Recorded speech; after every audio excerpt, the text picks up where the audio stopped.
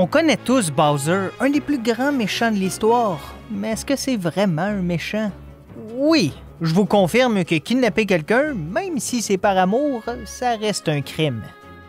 C'est un juge qui me l'a dit. Mais si dans presque toutes ses apparitions, Bowser terrorise le royaume champignon, aujourd'hui je vais noter sur 10 le niveau d'héroïsme du roi des Koopas dans les 6 jeux où, un peu comme les Spice Girls, quand ils ont besoin d'argent, lui et Mario unissent leurs forces parce qu'ils n'ont pas vraiment de meilleure option. Bowser fait sa première apparition comme héros en 1996 dans Super Mario RPG et c'est un jeu qui a vraiment forgé sa personnalité plus complexe que juste être un méchant. En vrai, c'est un grand sensible qui a peur de l'opinion des autres. Le meilleur exemple, c'est après avoir perdu le contrôle de son château où il se fait un discours de motivation à voix haute pour avoir l'air d'un dur. Il décide de nous aider en défonçant une porte, comme n'importe qui de sain d'esprit, puis se joint à notre équipe et j'adore qu'il agit comme si c'est Mario qui a l'honneur d'intégrer ses troupes pour combattre le mal. Le jeu s'appelle Super Mario RPG. C'est comme si Ron disait à Harry Potter « Va, suis-moi, tu vas peut-être servir à quelque chose. » Bon, d'un point de vue moral, c'est pas parfait. Bowser commence quand même le jeu en kidnappant Peach parce qu'il veut la marier, mais il faut lui pardonner. Que celui qui n'a jamais fait quelque chose de similaire par amour, me jette la première pierre. Aouh! Aouh! Mais Bowser mérite du crédit. Il passe par-dessus l'escarmouche du début où ses beaux chandeliers sont brisés et il est vraiment utile au héros dans l'aventure. Il y a un petit moment de faiblesse après la récupération de son château où il refuse d'aller plus loin pour aider à sauver le monde, sauf que c'est presque comme s'il voulait juste se sentir désiré. Gino réussit à le convaincre de les suivre en genre 2 phrases. Après avoir sauvé le monde, Bowser reconstruit son château et il participe lui-même aux rénovations. Il fait pas juste donner des ordres à ses troupes, c'est pas un tyran, il s'implique. Imagine Kim Jong-un faire ça. Pour Super Mario RPG, il y a beaucoup de hauts et de bas dans l'héroïsme de Bowser, mais après le début du jeu, il est globalement assez dédié, donc il se mérite un 6.5 sur 10. Dans Mario et Luigi Superstar Saga, Bowser l'a vraiment pas facile. Ça commence tranquille avec un petit affrontement classique entre lui et Mario, mais cette fois c'est devant Peach qui pleure parce qu'elle s'est fait voler sa voix. En fait, les mots qu'elle dit ont été remplacés par des explosions et Bowser décide qu'il doit aider. Parce qu'il réalise que maintenant, elle pourrait détruire son château, donc dans le fond, il aide Peach juste pour mieux pouvoir la kidnapper plus tard. C'est là qu'on voit que l'amour de Bowser est réel. Ça serait tellement facile de passer à autre chose et trouver une nouvelle femme à marier, constant que sa technique de séduction, c'est la séquestration. Mais il est motivé et amène les 2 frères sur son vaisseau avec ses troupes qui vont servir de tutoriel. C'est tellement étrange que ceux qui sont d'habitude nos ennemis nous apprennent volontairement à mieux combattre. Après une défaite contre le bras droit de Cacletta, son vaisseau explose et Bowser tombe directement dans un canon. Les probabilités que ça arrive sont tellement petites que je sais pas encore si c'est être extrêmement chanceux ou l'inverse. Bref, il est coincé, pleure en blâmant ses problèmes d'alimentation et nous supplie de l'aider à sortir juste avant qu'un monsieur sorte de nulle part pour tirer le canon et franchement, c'est la meilleure façon de le décoincer sans que ça devienne trop humiliant. S'avouer que t'as pris du poids, c'est comme s'enlever un pansement. Le plus vite tu le fais, le moins longtemps tu souffres. Tout juste avant d'être canonisé, Bowser nous dit de sauver Peach parce qu'on est le dernier espoir, comme si on était l'élu d'un film de kung-fu. En plus pour l'effort, mais il reste moins apaisant qu'un vieux maître japonais qui nous murmure ça en mourant de vieillesse. Après, c'est le début de la fin, il perd la mémoire, se fait manipuler par un petit voleur, devient son larbin et affronte Mario sans vraiment comprendre pourquoi. C'est tellement dommage parce qu'ici, c'est pas sa volonté, il a pas choisi ce qui lui arrive. Bowser est pas volontairement devenu un lutteur mexicain qui a comme idole Rey Mysterio. Bowser retrouve finalement la mémoire juste avant de retomber au sol où il a pas la chance d'être aidé par un bon samaritain. Fafreux transmet l'âme de Cacletta à l'intérieur de lui pour le transformer en Bowletta et maintenant il fait peur pour vrai. Il a le visage aussi étiré que 90% des acteurs de 60 ans qui refusent de vieillir. Après l'avoir finalement libéré de l'âme de Cacletta, on laisse le roi des Koopas et sa base tomber dans l'eau parce qu'une commotion cérébrale de plus ou de moins, c'est pas ça qui va changer quelque chose. Dites pas ça à un médecin. Je pense que Bowser dans Mario et Luigi Superstar Saga se mérite un 5 sur 10 parce que oui, il veut aider Peach, mais il pense plus à la sécurité de son château qu'à la voix de la princesse. Le troisième jeu où Bowser sauve la mise, c'est Super Paper Mario sur Wii et l'histoire est complètement folle. Bowser prévoit envahir le château de Peach comme d'habitude, mais elle a déjà été kidnappée. Lui et son armée sont confus, mais vont rapidement trouver des réponses parce qu'ils sont à leur tour kidnappés par le comte Nyark qui faisait tout ça pour marier Bowser à Peach. Après des décennies d'essais et d'échecs, le plan de Bowser est réussi la première fois que quelqu'un d'autre que Bowser l'essaie. Bowser vivait le plus beau jour de sa vie, mais en dedans de lui, il devait quand même se dire « Ben voyons, qu'est-ce qui se passe? » Plus tard, Bowser est fâché que Mario passe la sécurité de son château pour la 100e fois, mais après un petit combat, il accepte de rejoindre le groupe. C'est surtout grâce à leur grand pouvoir de persuasion, comme Peach, qui lui dit « s'il te plaît ». 2 fois. Déjà là, il hésite, mais c'est vraiment l'argument que si Comte Nyark réussit son plan, Bowser aura plus rien sur quoi régner et c'est définitivement son point faible. Je pense que jusqu'à présent, c'est le jeu où Bowser est le plus gentil et il se mérite un 7 sur 10. Comme pour Mario RPG, il nous aide volontairement, mais ici, il n'a jamais kidnappé Peach.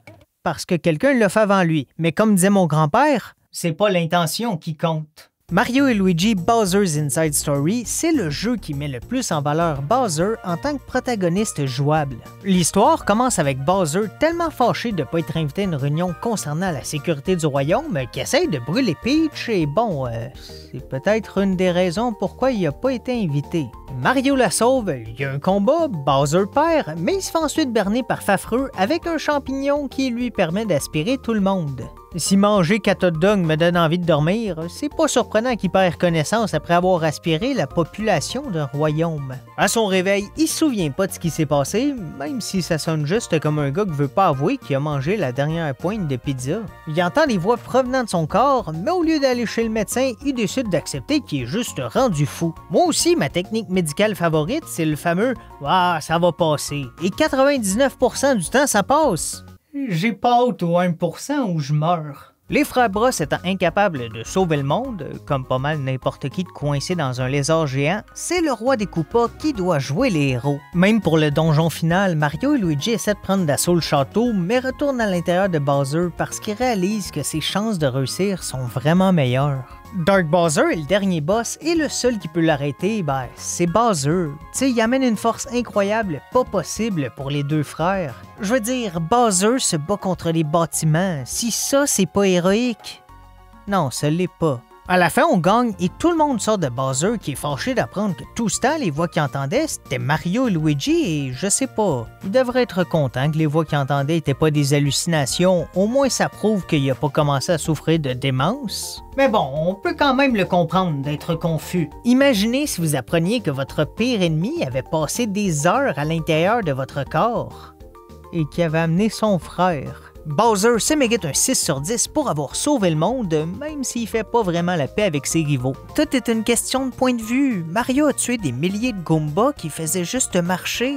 On est tous le méchant pour quelqu'un, même Mère Teresa devait avoir aucune rivale qui la déteste, genre Tante Berthe. Le premier jeu qui est pas un RPG, même si Super Paper Mario est un peu plus un jeu de plateforme, c'est Skylanders Superchargers où Bowser y apparaît comme un personnage jouable. Ça, c'est si on investit la modique somme que nous coûte la figurine avec son prix qui varie de trop cher à beaucoup trop cher.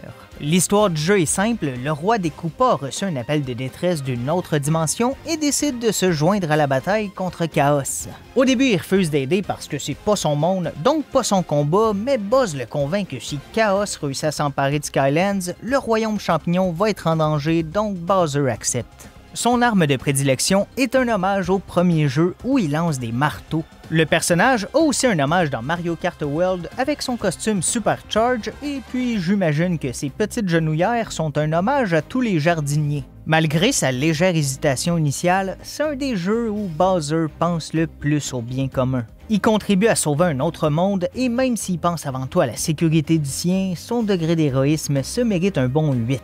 Avant de parler du 6e et dernier jeu principal, il y a quelques spin-offs où Bowser s'intègre au groupe pour passer un bon moment et le meilleur exemple c'est Mario Kart. Oui, il utilise des objets de manière violente, mais comme tout le monde, Todd aussi est un psychopathe assoiffé de victoire. Bowser vient juste courser, il est pas plus dangereux que les autres, il invite même tout le monde à venir s'amuser dans ses châteaux. C'est pas tout le monde qui a la bonté de faire ça, imaginez courser dans la maison de Yoshi.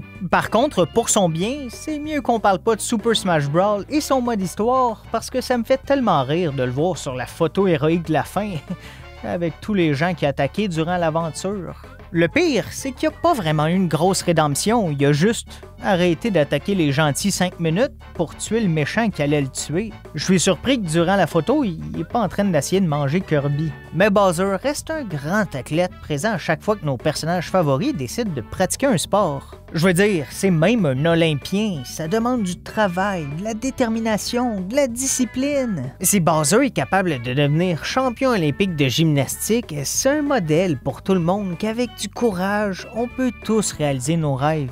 Ou ça va créer des attentes démesurées à des messieurs pas en bonne condition de ce qu'ils peuvent accomplir physiquement. Le dernier cas de spin-off majeur, c'est Mario Party, et oui, Bowser punit souvent les joueurs, mais pas vraiment. En fait, quand on y pense, ici il prend du temps de sa journée pour jouer avec les autres. Tout le monde s'attaque, c'est un gros party, il y a même des personnages de son armée qui sont présents sur le plateau ou même comme perso jouable, donc on peut le comprendre de s'auto-inviter. En fait, dans Jamboree, il est un personnage jouable pour la première fois dans la série. J'adore qui est une des victimes d'un Bowser géant créé par Kamek. Il doit réaliser un peu que oh wow, c'est comme ça que les gens sentent quand j'attaque. Cool! Le 6e et dernier jeu où Bowser est un héros, c'est Paper Mario d'Origami King, et même si on ne le contrôle pas, il est vraiment utile. L'histoire commence avec Bowser dans un genre de donjon plié et attaché au bout d'une clip, ce qui j'imagine est de la torture quand il est fait en papier. Bon, pour un humain normal aussi, ça doit pas être agréable, mais là est pas la question. Il nous dit de l'aider en échange d'un secret nous permettant de sortir du donjon, et est-ce que c'est un peu de la manipulation? Oui et non, on ferait tous pareil dans sa situation. Il négocie des infos contre sa survie. Pour moi, il est pas manipulateur, il est juste pas stupide. On a bien fait de l'amener parce que Bowser nous sauve à son tour avec son véhicule clown et il hésite même pas. Sans lui, on n'aurait jamais pu s'échapper. Après un accident de la route dans le ciel, Bowser disparaît pendant la majorité du jeu, mais on le sauve à nouveau puis il insiste pour aider contre le roi Oli. Bowser accompagne Mario et Olivia dans le château de Peach où on le déplie avec un coup de marteau et fidèle à lui-même, il nous dit de jamais reparler de ça à personne. Olivia a un gros moment de doute, mais Bowser fait un discours vraiment inspirant concernant son fils Junior et à quel point l'élever lui donne le courage d'affronter n'importe quoi. On pense pas assez souvent que Bowser est un père de famille et il est présent en plus. Dans les menus de contrôle parental de la Switch, il est un bon père modèle pour son fils. Il lui met des limites de temps, mais il augmente les fins de semaine, sûrement pour récompenser ses bons résultats scolaires. Ou une attaque sur des innocents bien exécutés. Il met même une limite d'âge pour certains jeux parce qu'il faudrait pas que cet enfant qui a déjà kidnappé des gens joue à des jeux violents. Quand Bowser a finalement la chance de confronter Oli, il s'interroge surtout sur l'état de Peach et c'est super mignon. Oh, je demande pour un ami, il y a deux options. Soit il parle de lui, mais sinon c'est encore mieux parce qu'il parle de Mario et le considère comme un ami. Bref, on sauve le monde et Bowser est présent dans les célébrations, ce qui est pleinement mérité. Je vais donner un 9.5 sur 10 pour son aide immédiate, la situation épouvantable à laquelle il fait face et surtout son discours émouvant. C'est selon moi le summum de la gentillesse que Bowser peut atteindre tout en gardant sa personnalité. Est-ce que j'aimerais le voir plus souvent comme gentil? Peut-être, mais le fait qu'il est méchant 95% du temps rend le 5% de fois où il est gentil encore plus spécial. Si c'était 50-50, ça deviendrait anodin, ça enlèverait le côté magique de le voir aider, ça détruirait le personnage. Et bon, même dans les jeux où Bowser est méchant, il nous donne toujours des opportunités de le battre dans les combats qui sont pourtant souvent chez lui. Pour Bowser, tout ça semble être un gros jeu. Sérieux, c'est un genre de dinosaure géant qui crache du feu. Fait juste attendre Mario dans une pièce vide sans rien, pas de trou, pas de bombe qui traîne, ça irait déjà pas mal mieux. C'est évident qu'en vrai, Bowser veut pas kidnapper Peach pour lui faire du mal, il est juste trop gêné de demander aux autres personnages de jouer avec lui. Bowser est pas un psychopathe, c'est juste quelqu'un d'introverti.